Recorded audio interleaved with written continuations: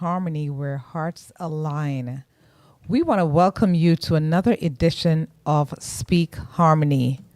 This Tuesday, this episode of Speak Harmony is brought to you by none other than our sponsor, APAP Media Group, which is a full-service creative video and photo production company specializing in podcasting, multi-camera recording, and live streaming. And you may contact APAP Media at info@apapmedia.com. Thank you again, APAP Media. And guys, I will ask you, I implore you to like, subscribe, and share. Like, subscribe, and share. And welcome to another edition again to Speak Harmony in this hot Atlanta. My goodness. What says you, Dr. Sharon? Hot. But it's beautiful because we are island people and we love the sunshine. There you go. There you go. Love there the you sunshine. go. Yes. And we've got, what a show we have lined up. What a podcast, man. I mean, exciting. Exciting. This is summertime. This is the second season. All right, with the first episode right after summer. So we are so excited to introduce to you our next new guest. Yes, ma'am. Yes, ma'am. Oh, my goodness. Well, let's get into it. We've got with us in the studio, and we're about to bring her up on camera, this very amazing young lady who goes by Tiphanie Ivey. Well, guess what? She's from that beautiful island, the Sunshine Island, out of many, one people, Tiphanie Ivey. And it's Tiphanie, not your typical way. It's Tiphanie, which is the right way. If you're into phonics, right? But I'm not going to go there. She is the owner and principal consultant of University Compliance Solution, an organization dedicated to guiding institutions through critical accreditations, compliance, and assessment initiatives. She has over a decade. What part? A decade of experience leading high-stakes compliance efforts, navigating complex challenges, and building high-performing teams. Dr. Ivey is no easy person because she's known for her ability to turn complexity into clarity. You don't want it any better than that. Dr. Ivey, you've got it going on, sister dear. So young, and 10 years, and I'm thinking, what? So you start when you were what, 4, 5? We'll go with that, yes. Take it while you can. My dear, tell us a little bit about this whole complexity into clarity stuff with your accreditation. I mean, what got you, what led you there? University compliance. Well, what's that all about? First, thank you for having me. Absolutely. My background is teaching, so I'm a teacher by trade. And one of the things that I prided myself on in my classroom is making things simple. So when I started out with a group of students who were in an inner city community in Florida, Title I school, not a lot of resources. And when you are a reading teacher, you also get the students who are far behind, and they were in 9th and 10th grade and preparing for exams. And so as I was teaching them, I was asked to teach them these concepts using Edgar Allan Poe and Shakespeare, and they just couldn't get it. And I said, you know what? I am just going to make this simple. So I said to them, tell me the songs that you like to listen to. And they gave me the songs. I went home, I listened to them, and then I created lessons where I taught them the concepts using their songs. And so from that point on, I just adapted this whole idea that, you know what, if I approach things in the simplest way, everyone can understand it and everyone can be successful. Because my goal is not to gatekeep knowledge or create barriers to keep people out, but to find a way so that everybody can do the same things. And so the University Compliance Solution came about when I started working in higher ed, and I was tasked with doing an accreditation reaffirmation for an institution, and not just one, but two simultaneously. And if you're familiar with it, it's 100+ page document that has to be created, plus documentation, plus you have to prepare everyone for interviews. And everyone at the institution, their shoulders were like this. And they were like, oh my God, if I say the wrong thing, we're gonna get shut down.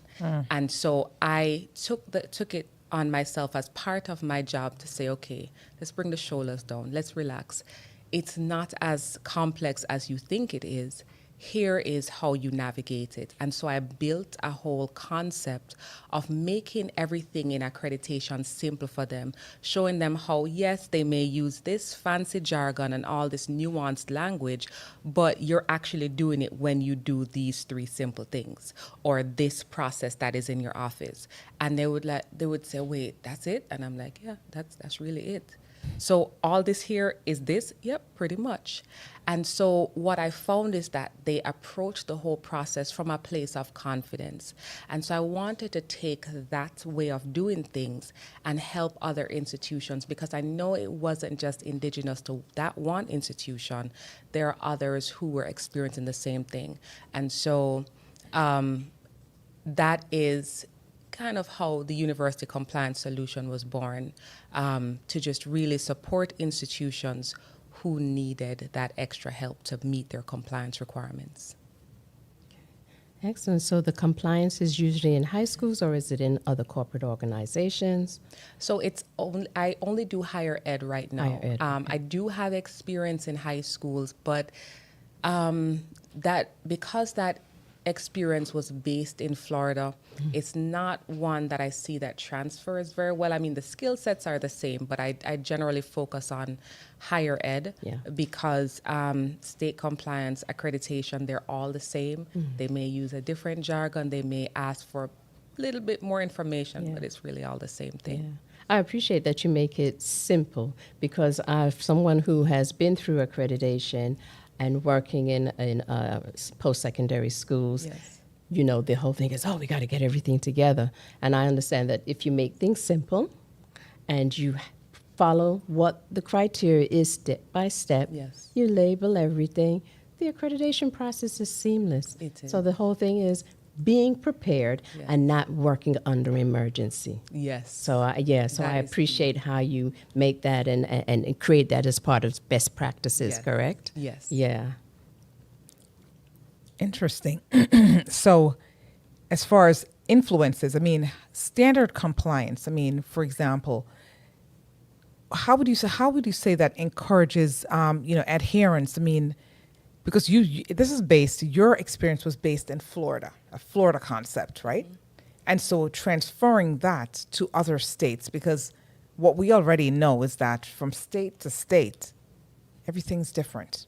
I mean, a nurse in New York comes to Georgia, moves a few states south, and it's a whole new processes. The processes are different. She has to get certification done. It's almost like you're in a different country. Yes. It's almost like you're going to a different country. And so, I mean, from Florida to Georgia, which is right next door, how would you compare that? Because you've lived in Georgia for a minute, correct? Yes. How would you say, is there any comparison? I mean, and what would you say the differences are? And I mean, to navigate that whole space, I mean, how would you say the approach is? What's that? So at the core, it's the same. So there may be differences based on other things that states want, but at the core, it's the same. It's the same. So I have actually done compliance in Florida and Georgia, in New Jersey, Indiana, Pennsylvania, Delaware, Washington, D.C., Massachusetts. So having navigated those states, I've seen where, yes, there are some different languages and maybe some additional requirements, but the base process is the same.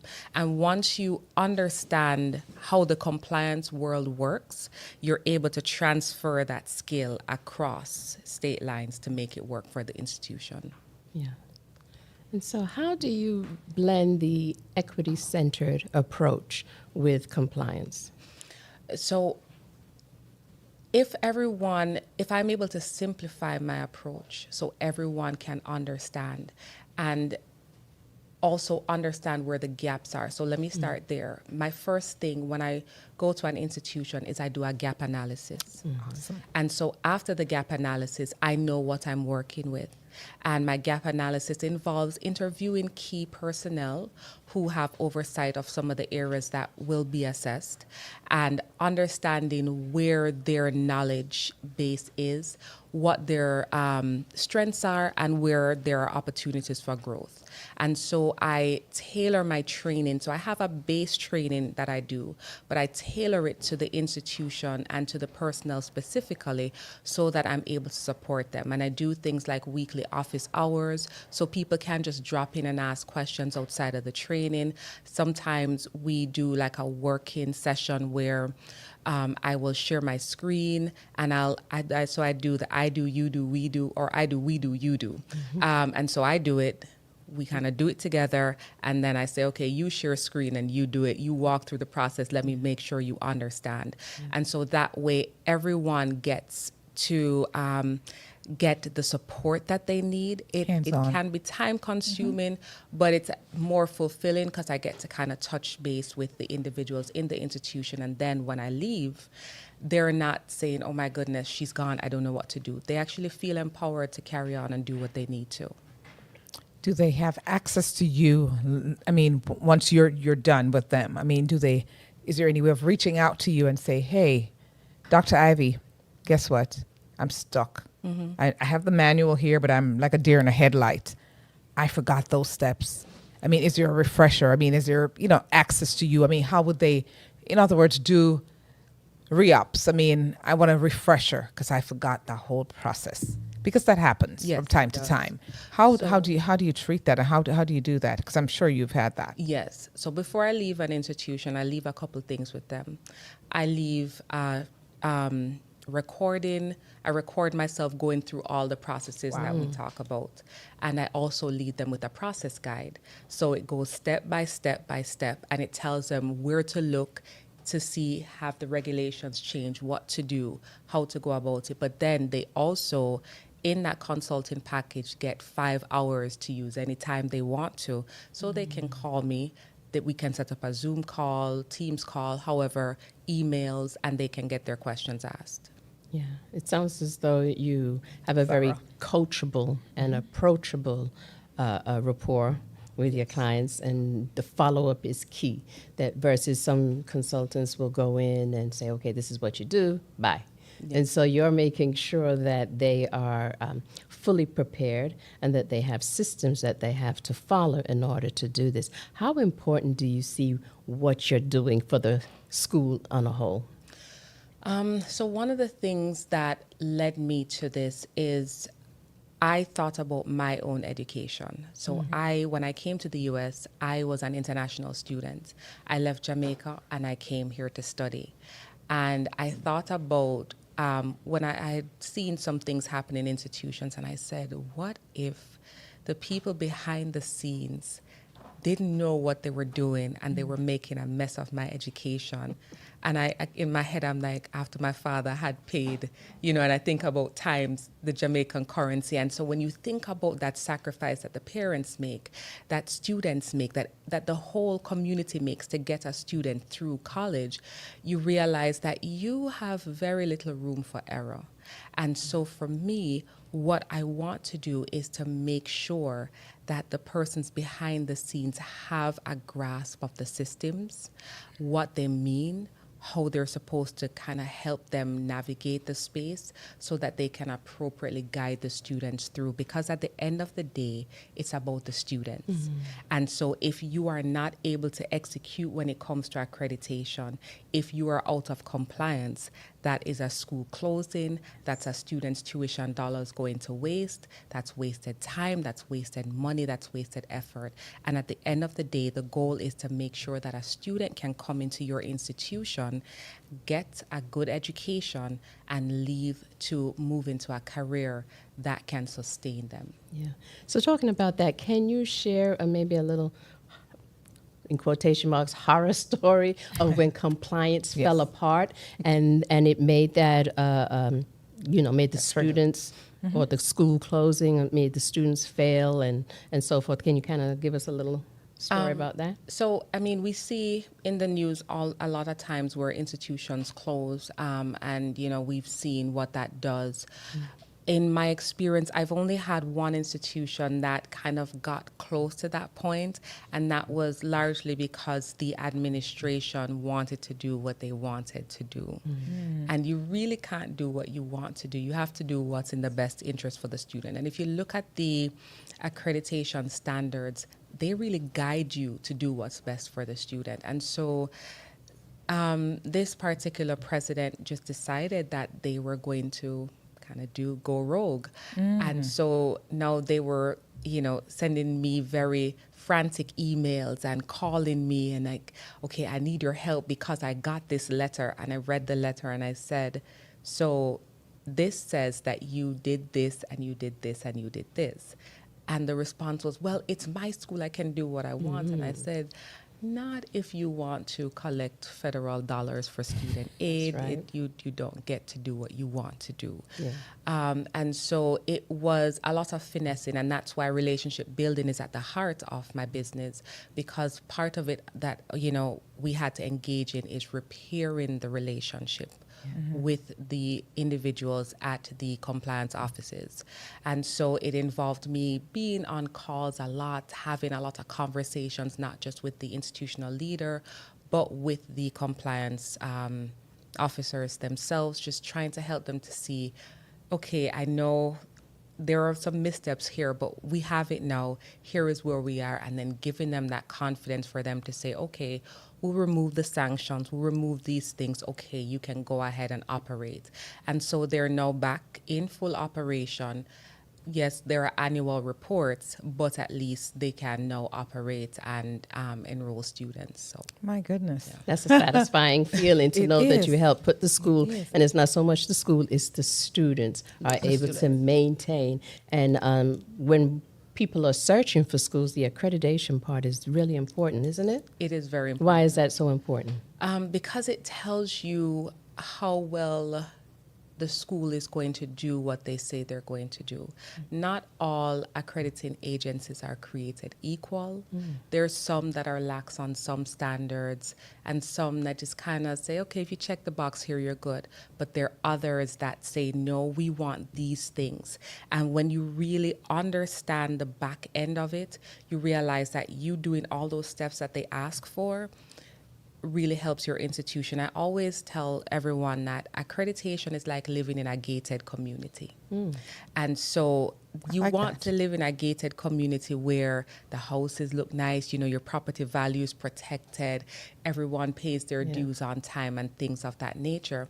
And so we know not all gated communities are created equal. Same thing with accrediting agencies. Makes sense. I like that because, you know, you said a couple of key things there. But even with accreditation, because we know there's accreditation, just like we know there are good people, good communities, and there are okay communities. And there's stuff that always slips through the crack because there's that one school, that one person who says, you know what, it's my school. I don't care what you say. I do what I want. I'm the boss. You know, that kind of stuff. Yes. And so, gosh, I mean, there are people slipping through the cracks. And what's at the helm of all of this, unfortunately, are those students. Yeah. Are those students. And what do you do when that happens? I mean, down the road, you find out after the fact that guess what? Their accreditation, quote unquote, was questionable. Yes. Yeah. Yeah. And that happens because I've heard of stories like that. And those are the horror stories. So we need people who advocate, and we need people who don't know. And, you know, you have your students, you have your children who are going off to school, even you as an adult student, you want to make sure. And if you don't know, check deeper into it. Go to the people that know. Dig deep. Yes. Wouldn't that, I mean, those are some That's- final words that's that important. I would say. It's very important to check the institution's accreditation. Yes. Because I see it a lot of times where students, you may think, oh, this is what I want to do with my life, but life happens and things change. And then sometimes they try to get into a teaching position or a different role, and they realize that their degree doesn't have the power they need it to get into those spaces. And then you have disappointment, you have the tears, you have the, but I didn't know, nobody told me, and no one told them, and they didn't know. But it's very important for the information to get out there for people to understand just how important accreditation is. It dictates so much, not just for the institution, but more so for the student, for the strength of their degree and how well they can use that degree to push themselves forward. How can they check to see if the school is accredited and that, that it has best practices? So every institution should have a few things on their website in the About Us section or on their institutional effectiveness page. There should be a description of the school's accreditation. You can go to the U.S. Department of Education's website or CHIA's website, and they will tell you if the school is accredited, if it's recognized by CHIA, if the accrediting agency is recognized by CHIA or by the Department of Education. There are some, it's all institutional accreditation now, but when you're looking at like SACS, you're looking at MDHE or NECHE or NWCCU, and I'm saying all these acronyms. And I'm sorry, the names are just so lengthy, but you want to look for those that are accredited by those institutions, but then also looking at the program accreditation. If you're going into an education program, is it CAPE accredited? If you're going into a religious studies program, does it have ABHE, which is Association of Biblical Higher Education? Does it have that accreditation? Because you want to make sure that the program has met certain guidelines and standards and that it is viable for you. Right. And can it not inhibit the student to transfer if they need it to? Can. It can. If you want to transfer, it can. Yeah. So can I switch up a real quick? Okay, that's what I was going Go ahead. So I understand you're a passionate dancer? Tell us about that. Okay, and we don't have much time, so you have a lot to unpack in a few minutes, because you've got to talk about that little book, over there that we're staring at. So you got to jump in on that. I've been in the performing arts my whole life. I played the piano. I started playing at 3. Did the Royal Schools of Music in Jamaica. I did dancing, festival, you name it, I did it. And so recently, my husband and my kids said, "Mom, you need to get out there and do something for you." So I went back and I started dancing. Did my first performance earlier this month, and so it's the thing that kind of gets me going, relieves the stress, and just makes me feel really alive. Whew. And you've only got, like I said, a few minutes to discuss that, because that book, that book right there, we need to know about it. So this is my family trip to Jamaica. I'm really proud of this. This was written by my beautiful daughter, Sarah. She's now 9, but she wrote this when she was 8. So we went to Jamaica, and the day before we were supposed to leave, Jamaica went on the hurricane warning. Hurricane Beryl hit the day after. When we were on the plane back home, she said, "Whoa, that was an adventure. I'm going to write a book about it." And I said, "Sure, go ahead," not thinking that she was actually going to do it. And so she got her paper and she started writing her story and drawing her pictures and everything.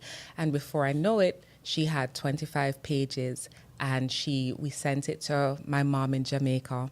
She connected with Pete McDaniel. He's the illustrator.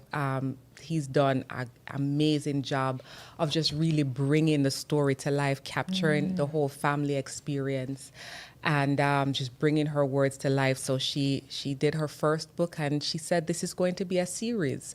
So congratulations, Sarah. I love it. Available on Amazon. Okay, so you've heard that, and now tell the folks how they can reach you, because there are a lot of people who are tuned in right now, and they want to know more about Dr. Ivey and what she has to offer, and they'll check out your daughter as well. Yes, so I'm on social media. You can find me on Instagram, LinkedIn, and Facebook, University Compliance Solution, or you can fill out a contact form on my website, www.universitycompliancesolution.com.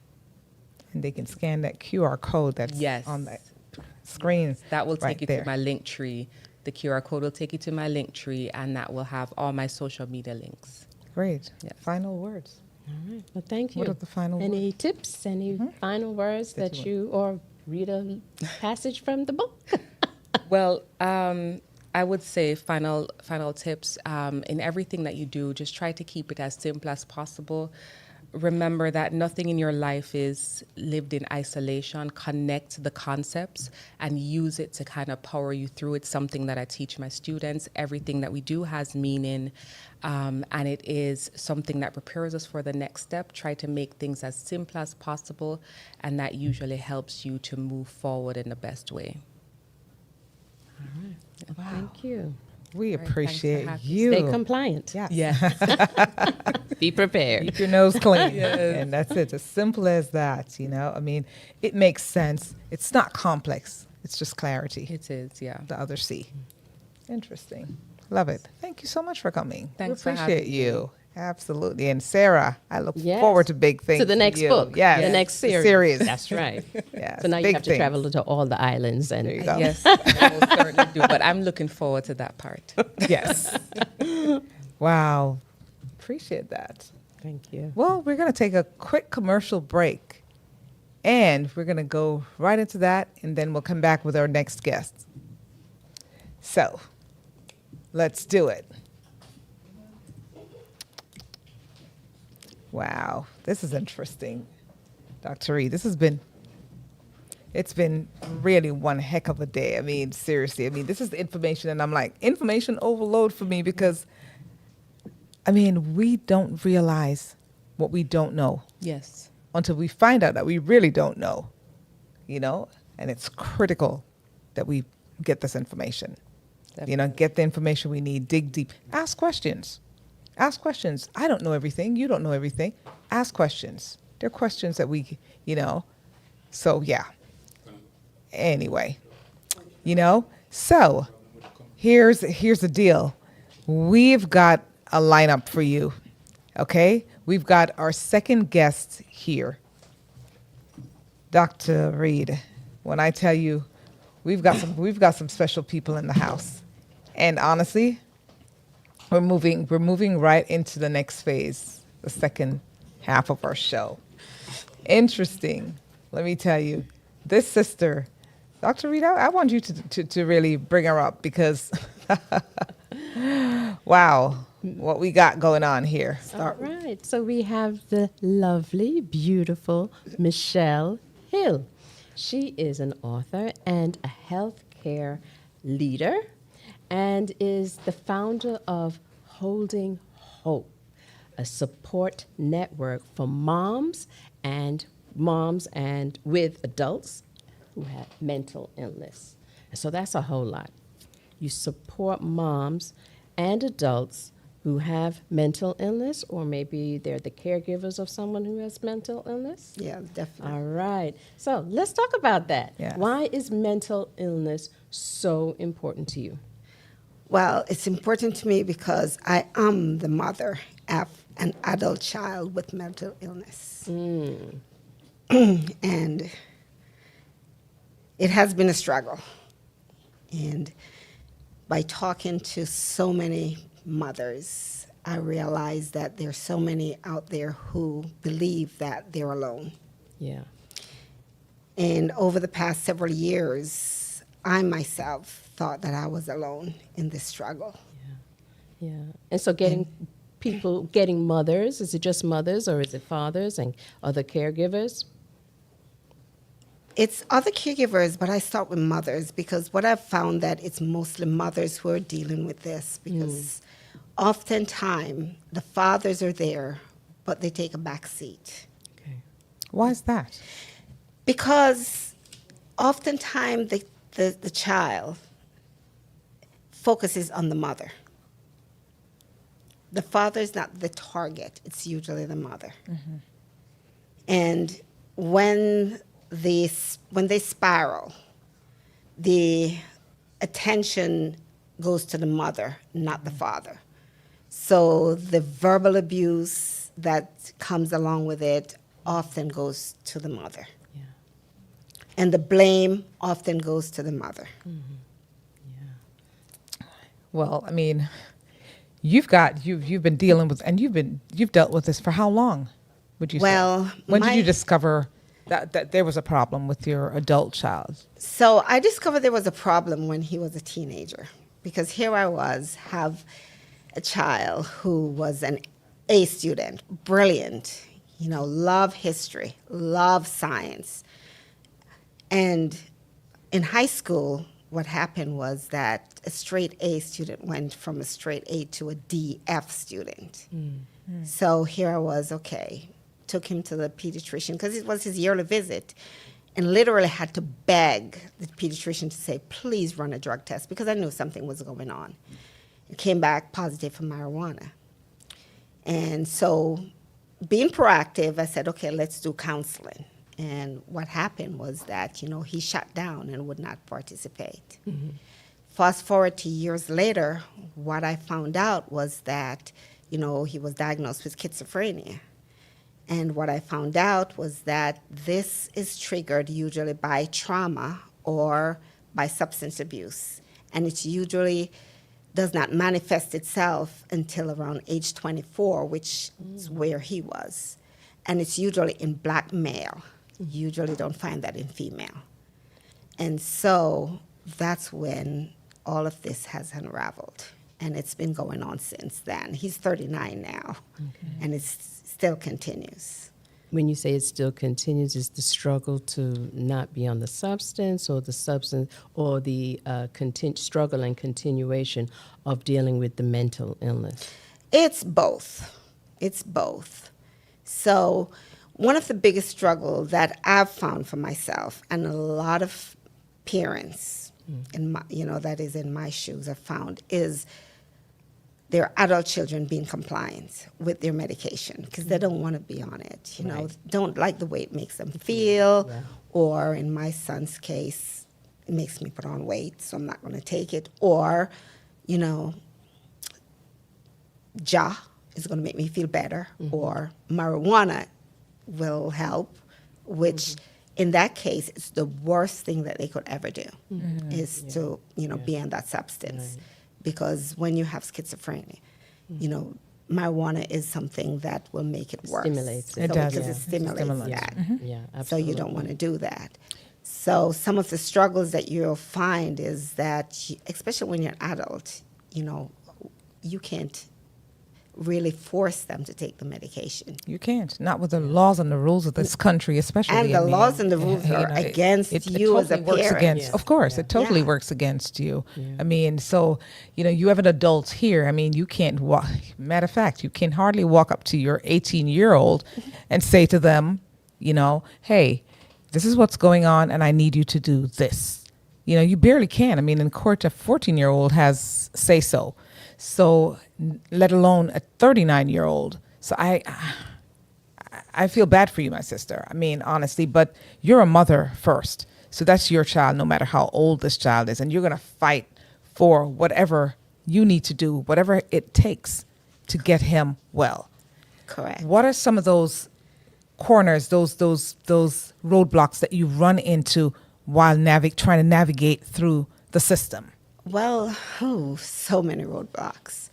One of the things that as a mother you want to do, you want to put them first. You want to put your child first.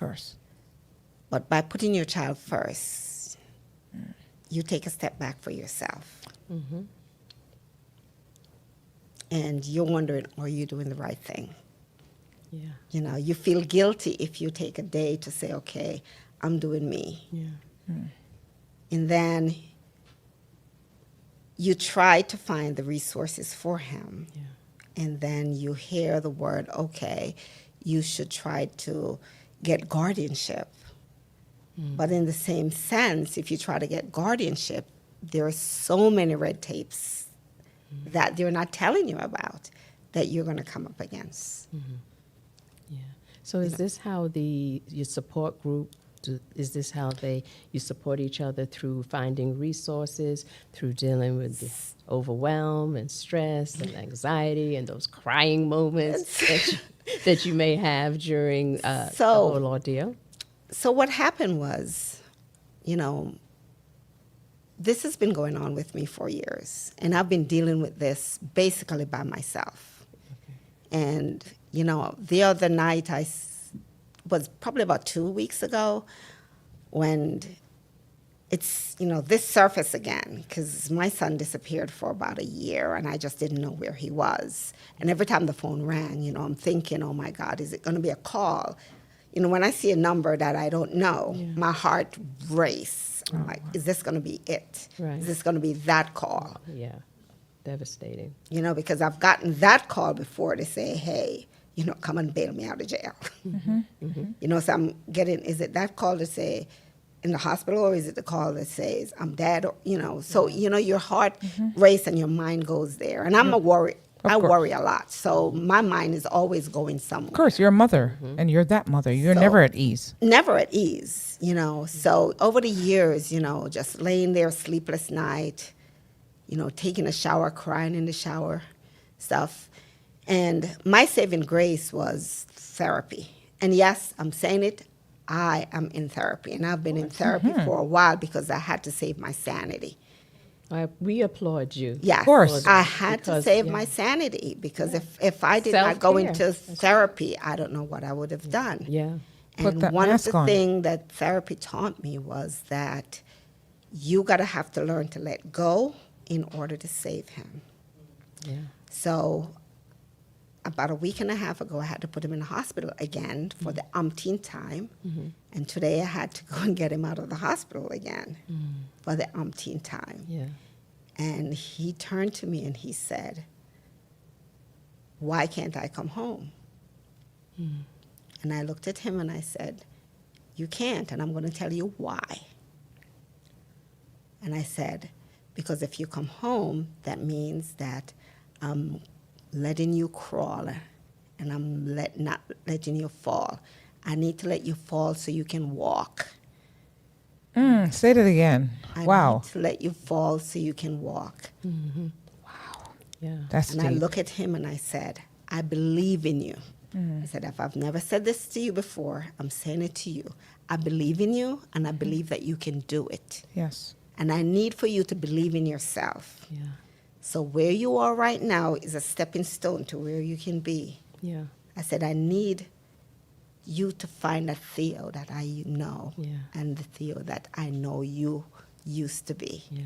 So you're Creating giving him hope. an opportunity to have accountability for himself, responsibility for himself, and letting him know that it's so important that he finds himself in the process. course. Is he going through therapy as well? I'm hoping. Yeah. So back to your question about holding hope.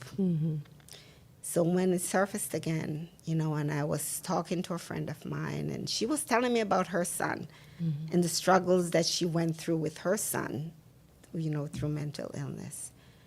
And I thought, how many other people are out there that are going through this and feeling hopeless? Absolutely. So I started the Facebook group. And when Sharon was bringing me on tonight, we were going to talk about my business and what I do. Yeah. I was talking about, MAG Resource Associates and everything that I do there. And then I said, Sharon, no. I said, this is way more important. Yeah. Because a woman from Milwaukee went onto that group and she said, thank you for starting this group.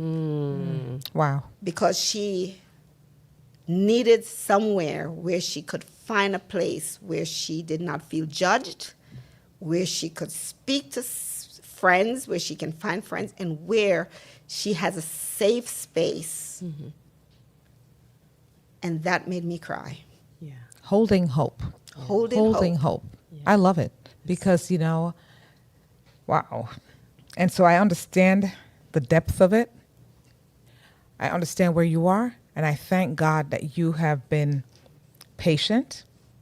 You've been following the lead of God, because that's God leading you to that space to help others, because there's so many out there right now who are watching and will be watching this podcast, and they need to know they can hold on to hope.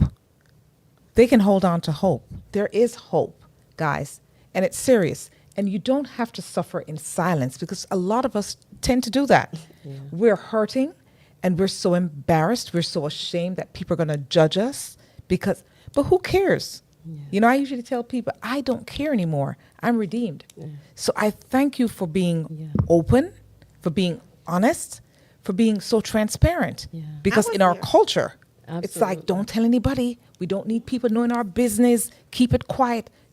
And even relatives, you're hiding it from them. So you're shoving everything onto the mat.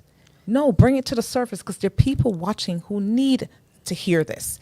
Not only in Milwaukee, but in Timbuktu, literally. I mean, all over this zone, we've got to keep secrets, put secrets away. I mean, we don't have time for secrets. Yeah. So we're thankful for someone like you, Michelle, and we appreciate that. Yeah. But I was there. I was one of those who was like, okay, you know what? I really can't talk about this. You know, I can't.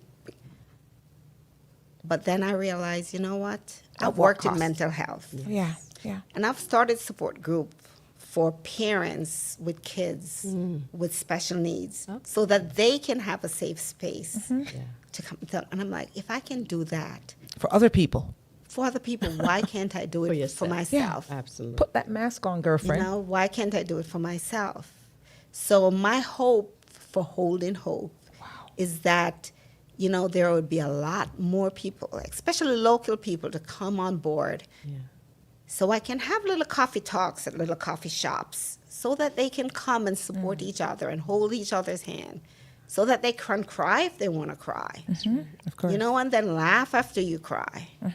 You know, because the roller coaster that we're on, a lot of people don't realize, you know, that they're a roller coaster, they're grief. Yes. You know, there are times that I feel like I was just floating, that I was outside of my body, and I just feel like, you know, where I am. Yeah. But then you have other children. I mean, how do they cope? Because, I mean, you're coping with taking care of this child, but this is not the only child that you have. So that's another dynamic altogether. Yeah. How do you navigate this? That was one of the hardest part. You know, trying to take care, because when all of this started, my youngest was young. And trying to take care of him, and trying to take care of his sister, and then, you know, trying to deal with what was going on, you know, with their older brother, because he's the oldest. You know, he's 11 years older than his youngest brother. So trying to take care of that, you know. And not only that, I was in school. Ooh, talk about overwhelm. Superwoman. Huh? So I was in school. And, you know, and thank God, you know, I was married at the time. And, you know, thank God, you know, my husband gave me the opportunity to stay home. So I didn't have to work. But then I went back to work. And going back to work was my saving grace, because I stayed busy. Get away. Yeah. You know, and that was my way of coping, was working. So I throw myself into work. Yeah. And my therapist told me that, you know, Michelle, you throw yourself into work not to deal with what you're dealing with. And that's not a good thing. You need to allow yourself to grieve, and you need to allow yourself to cry. Yeah. It's called avoidance. Yes. Yes. So but it's understandable that you need to keep your mind busy than dealing with that. So we are working through that and moving through acceptance and talking to the people in your support group, because one thing about the support on Facebook is that you can go any hour and just start typing away. That part. I'm going through this, and I'm sure someone else is going to answer and say, I feel you. So, you know, I really thank you for reaching out there and taking that Band-Aid off and letting people know that these are serious issues that we have to deal with. Mental health, mental wellness, mental illness is no joke. It is not. And, you know, it doesn't go away. Yeah. So not because the child turns 18 or 40. It's 40, it it doesn't go away. Yeah. It continues, and Yeah. it's just continues. And for me, it did not only happen, that Yeah. mentally, Yeah. physically, it has affected me physically, Yeah. and in so many different ways. And years ago, I said, okay, you know what, I'm going to start writing things down, and then I stopped. And then my therapist said, Michelle, you need to start doing a journal. So I started journaling, and that journals turned into a book. And then I'm like, okay, if I'm going to do that, I need it to be something that can help somebody. So at the end, I started writing workbook, having a workbook. And then I start having inspirational. And then I start praying and putting prayers. Because if it wasn't for God and his mercy, Yeah. I don't know where I would be. Wow. And then, I have to go kudos to, I have my sister, and you guys have met Oh, her. absolutely. She's amazing. And I think sometimes she just has an, hindsight of knowing when I'm going through something. Because she will just pick up the phone and call me and say, oh, I'm checking on you. Or she'll pick up the phone and say, get dressed, I'm coming, I'm picking you up. Good. Just to get me outside of the house. And I think she just knew that, I was at that point Yeah. That's beautiful. where I just needed to just get away from all of that. And what's the name of your book? When love isn't enough. And Love Isn't Enough. Wow. And in your book, do you list resources? Oh, yeah, lots of resources. And that's one of the things that happened through all of this journey is that I have found so many resources. So many resources. And it's not that I'm going to endorse him, even though I should, because he has been amazing. But Dr. David Cantor from Mind and Motion, when Theo moved to Georgia, he was one of the person I turned to and said, listen, this is what is going on. And he said, bring him in. And he did what you call neurotherapy. I had 2.5 good years. Okay, so for those, I'm going to stop you right there. What is neurotherapy? I don't know if I'm the only one who doesn't kind of know altogether what that means. So neurotherapy is where they take, it's like having an EKG of your brain, but it shows it shows where you have deficiency in your brain, and it lights it up. So it can show you, where you have a deficiency in your memories, all of that. So they put leads on your brain, and it just lights up where anything's going on. It's good for people with PTSD, ADHD, any kind of, even Alzheimer's, they have things going on that they can use it for now. It's amazing. And then, so after they have that, then you can do neurofeedback. And with neurofeedback, what they do is like they're retraining your brain. Yes. So I went through neurofeedback because I have fibromyalgia, and that's what I went through neurofeedback for. I mean, for years, nothing. Yeah. Does insurance cover that? Because Unfortunately, of course, insurance is not going to cover I was it. just putting it out there. No. I was just putting it out there. So he went through that, and I'm telling you, that helped him so much. 2 years. Yes. Yeah. It's so unfair that we live in this great big America, and I'm gonna go there because I can. We live in one of the greatest nations in the world. Used to be one of the greatest nations in the world, and with this great system that we're supposed to have, all the resources and everything.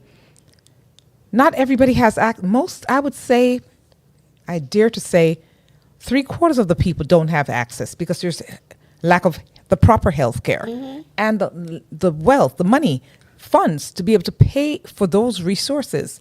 Not everybody can. I mean, you are blessed because you work in that space. How many people don't know that and don't have a Dr. Cantor that they can reach out to and say, hey, because I watch public TV and that's my thing. That's my resource. And they're trying to get rid of that. But guess what? Until then, I've seen Dr. Amen, Danielle Amen. I mean, I've seen I've learned. I mean, that's my university right there. Yep. I mean, that's my college right there, my college courses. I've learned a lot from public TV and public radio. So a lot of times we spend on our phone researching YouTube University, whatever, Google University. honestly, there's a lot of information that we can read. There's resources.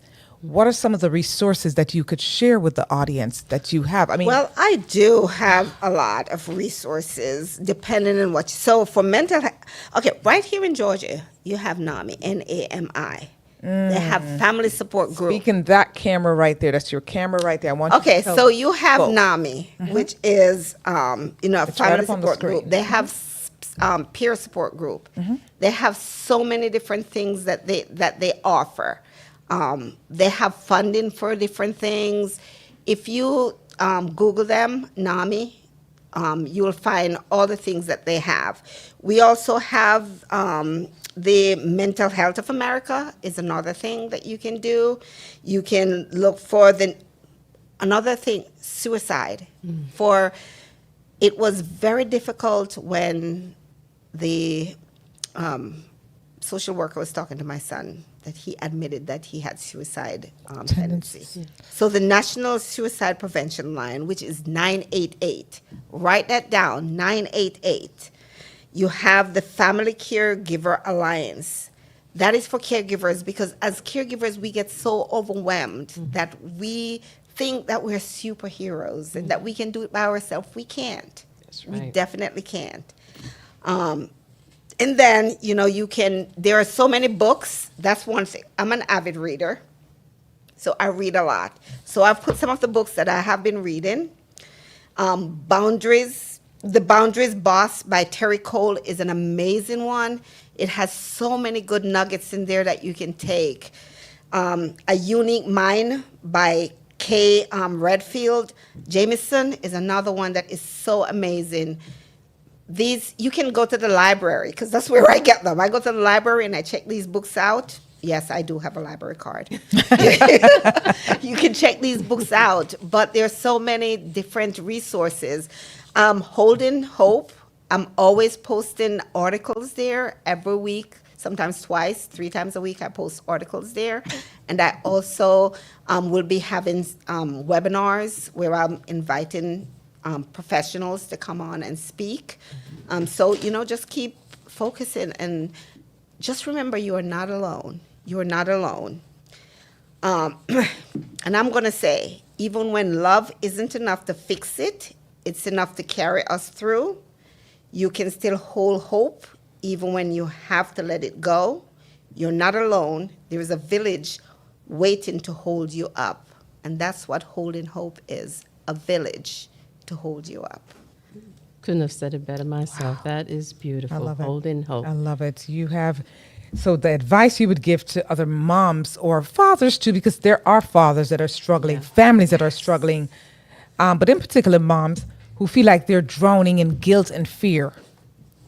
What would you say to them? Step back, remove fear, remove guilt, forge forward, and just go for it. I mean, go for whatever resource you can find to assist you. One of the biggest thing that I can say is self-care. Because if you don't take care of yourself, you cannot take care of that person. That's right. So you got to self-care. For me, energy yoga. Every Monday, my energy yoga. This summer, it's water aerobics. But also, find a good movie that you like. Sometimes when I'm feeling down, I find something and I binge watch it. Or I just lost myself in a good book. And then you have guided meditation. If you Google guided meditation, they are amazing because it tells you what to do, those deep breathing. That's right. And I know you do this. Oh, yeah. I have on my phone, and it's every 2 hours for 5 minutes. I have a meditation for 5 minutes on my phone, and it ding me when it's time for me to. And if I'm driving, I pull over and I do it. And I make a conscious effort to do it because it grounds me, and it really and truly, I'm trying to do self-care more and more because for years I was so focused on taking care of everybody else that now I'm trying to focus on taking care of Michelle. That's right. Because I'm trying to find me. I've lost me somewhere along the way, and I'm trying to find me. Thank And I you for just wanna- being so yeah, so honest. vulnerable. Yes. And so honest and giving us good tips to go by. But yes, self-care is prioritizing yourself so that you can be better for those that you care for. But definitely, if you can't take care of yourself, you can't take care of anyone else. Or they get half.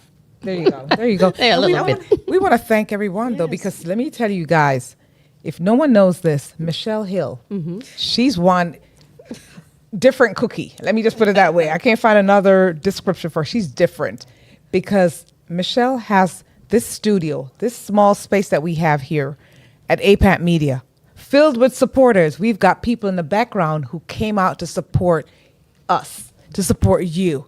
And so you've got a great village. But you know what? It's the stuff that you do because your light is so bright. Oh, You thank shine you for so saying brightly. that. You shine so bright. I'm giving you your flowers now, Yes, sister. right now. Smell them. Because Look at those cheeks. Look at that let me smile. tell you, you don't understand. There are Absolutely. days I can't go a day without talking to you. I mean, I'll speak to everybody else, but when that phone rings and I see Michelle Hill or Dr. Sharon Reed, I'm like, I got to get this. I'm so serious about it because you're that special. Yeah. And this community loves you. We're here for you. So just never feel alone. You know, I mean, and as we wrap up, Sister Sharon, oh, wow.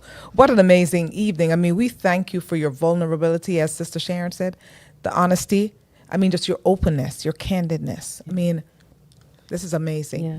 A lot of people out there, Right, you know, and I mean, really. I just want to put it out there. You said you were going to talk about something else on what you do, but I want to remind you that this is what you really do. This is what you do, and it inspires and motivates others to take care of themselves, even though they're going through the struggle, working, living with someone who may have mental illness. They don't have to do it alone because there are groups and resources. And thank you for that encouragement. I just want to say this before we go. So I still walk this journey. I still have hard days. Healing is not linear, and neither is love. There is no final arrival point. It's about learning to carry hope, even in the midst of the mess. Just remember that. Even in the midst of the mess, there is hope. Thank you so much. And we Ashe, stand in the we stand gap, in the gap, of hope. yes. Thank Yes, we do. Thank you so much for having me. Appreciate it. Absolutely. We appreciate you.